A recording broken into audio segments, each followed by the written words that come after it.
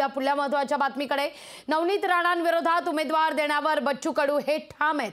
वादळ शमवण्याची ताकद किंवा वादळ शमवण्याची ताकद सागर बंगल्यावर असल्याचं आता नितेश राणे म्हणतायत।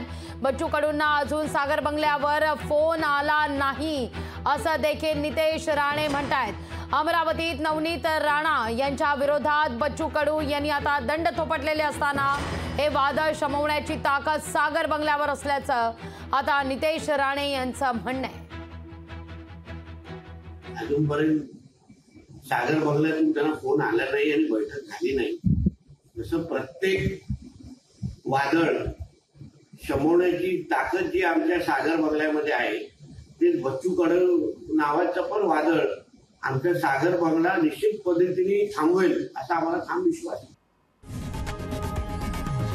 लोकशाही मराठी ऐका, पहा, जागरूक रहा।